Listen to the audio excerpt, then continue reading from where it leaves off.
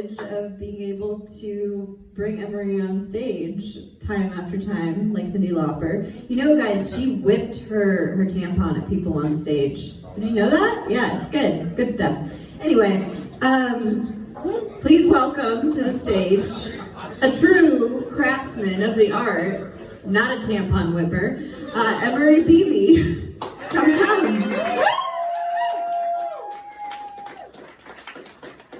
Thank you. All right. Look at all you beautiful people. I'm so excited to be here. I just want to say thank you so much for coming out. It's real late at night. I know a lot of people who do not come out this late at night, and they are fucking here.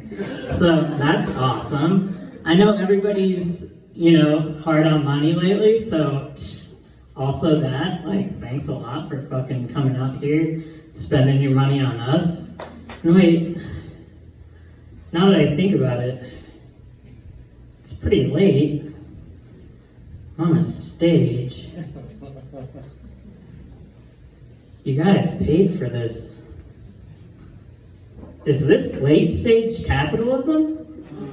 Fucking A, God, every time. And on the vein of capitalism and weird shit that capitalism has caused, I got a fucking targeted ad today. For pop-up coffins. You heard me right, and I mean that as if it were like a pop-up kids tent at the beach, except a coffin. Fucking Amazon. They know we're on a budget, and when we have an unexpected death, we also need to do things fast. Save time. Time is money.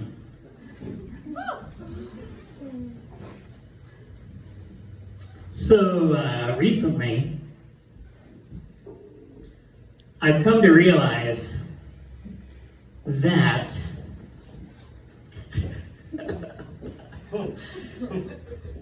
taping my fiance's mouth shut has really improved our relationship tenfold. That makes me sound like a total and utter psychopath. But we're still on the note of capitalism and weird capitalism things, and it's actually about a product. It's called mouth tape. Ellen snores a lot, and now we just slap the tape on her mouth and girl's silent. We're sleeping a lot better. It's really nice. I've actually been trying to think of ways to up the ante, make it even better. So I was thinking, I got that pop-up coffin. I'm gonna lay her to rest.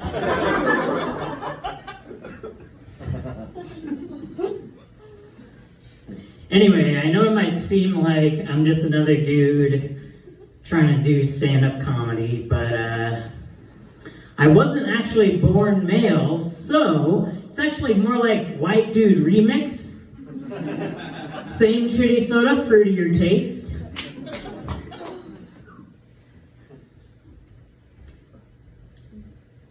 Anywho, I didn't transition to male until my mid-20s.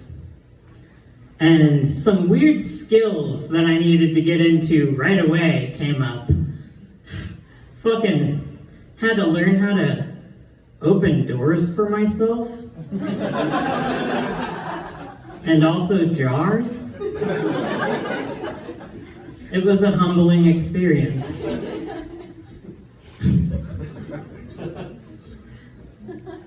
On the note of transgender shit, there was a really, really bizarre crossover event recently. So, last Sunday, it's fucking Easter, and Trans Day of Visibility. And it got me thinking, is she risen?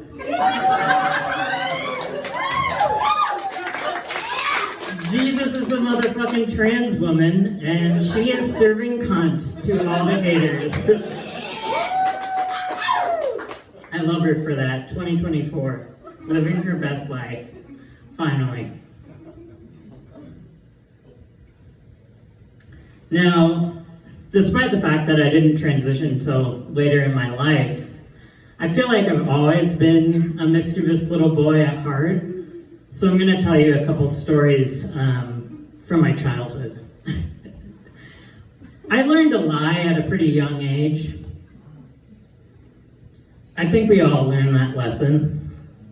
So I was a toddler. My mom has told me this story so many times, and I love it so much. We lived in a very small apartment, and my parents noticed that things were going missing. Small things, but sometimes things that they needed, like the screwdriver, keys, sometimes little things that didn't matter, dice, pieces from a board game, trinkets, bits and bobs, you know. My mom caught on to me. She saw me in my little futon in the corner. She found a little hole that was next to my bed, and I'm sitting there shoving things inside of it. She comes to me and she's like, "Em, do you know where the screwdriver is?"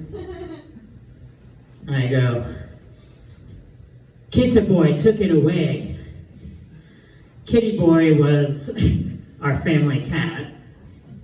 So I'm immediately straight out the gate just lying and blaming the cat, which, you know, it didn't go so well. But I really, really am proud to this day that that was my first lie. Like, just throwing the fucking cat under the bus. Insane behavior already. Anywho, on to the next. Later in life, a couple years later, we moved to a bigger house. We had a big tree in the backyard, and this motherfucker loves to climb a tree. So I'm climbing, like, scaling to the top. And our fucking next door neighbor, Carol, she's out there hollering up the tree, telling me to get the fuck down. I'm gonna fall out of that tree and break my back. Fucking Carol.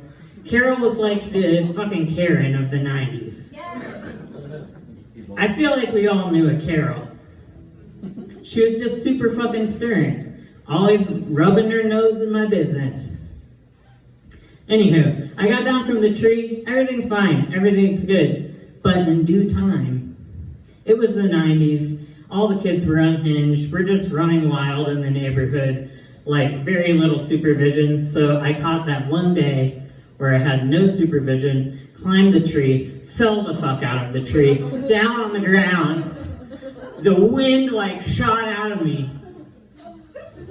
Staring at the sky, stars in my eyes, and I'm like, the human body is fucking weak! And now I need to lie again. I never told a soul till this day. And boy, do I regret it.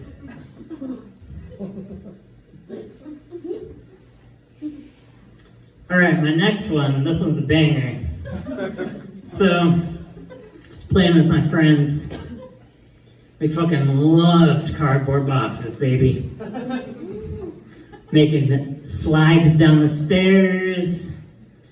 Fucking making swords and shit. Making forts. You name it, we did it. It was awesome. Until the day we decided to open the bottom of the box and the top of the box. And then we would put the boxes over our bodies so that only our legs and our heads were able to function. And then we'd bounce around and try to get each other. First time we play the game, I fucking eat shit straight out the gate. Fall straight onto the wall, then onto the heater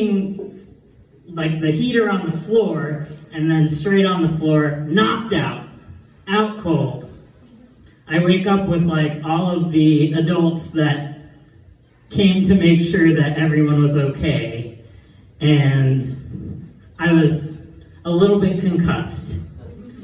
We went to the hospital and they were like, he's okay, but he's a little concussed. Anyway, my whole side of my face is completely bruised. I've got a black eye. It looks like I've been like pummeled by my father. Like beaten.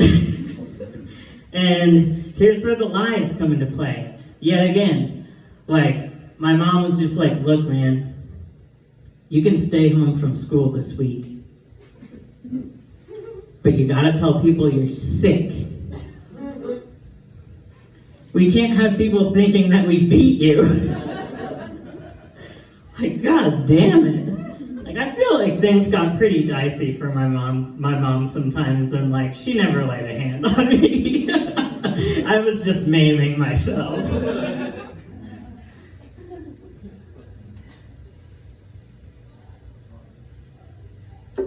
Let me tell you a more recent story.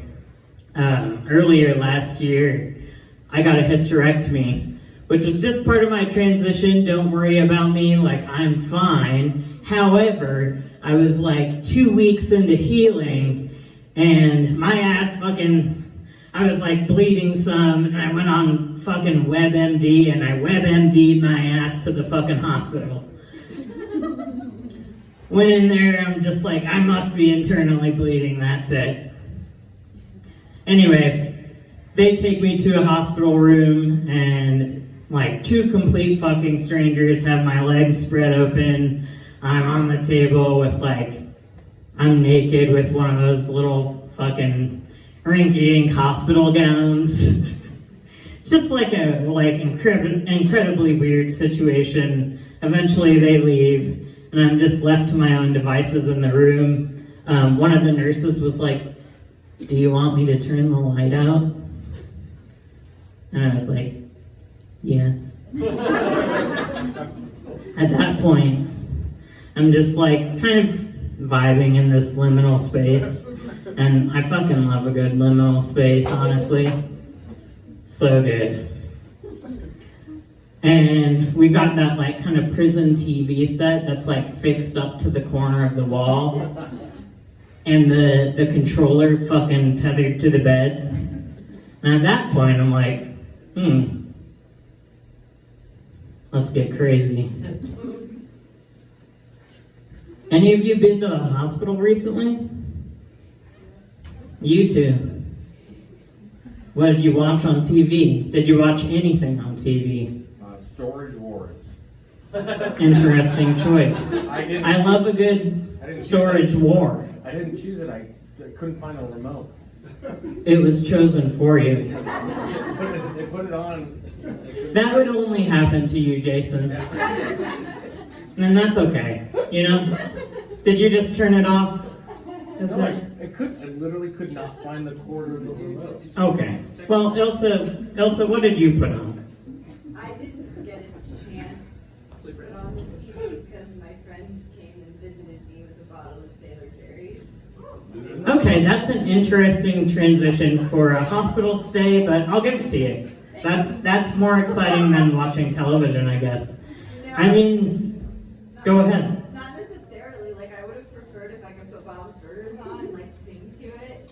Like a comfort show. Yeah, like the Boys for Now song, No Pants and So you could get like super wasted in the hospital and sing Bob's Burger musical songs. Exactly. Incredible. Sounds like a vibe. I did not go the comfort route. I put on fucking Naked and Afraid. Because there's really nothing quite like watching people that are a little bit more naked and a little bit more afraid trapped in the wilderness while you were naked and afraid in the hospital. Needless to say, I wasn't internally bleeding. I was fucking fine. So, that's just my personality.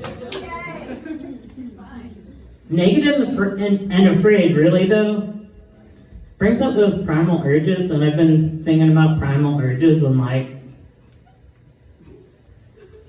Does anybody have dry skin? It's just been really itchy lately. And when I feel like this, I just really want to itch my skin with my own teeth. Like, you know, like, I know you've all done it. You've all gotten the urge, and it's unparalleled. Unparalleled. Itching your skin with your own teeth is fucking awesome. That's all I got. Thank you so much.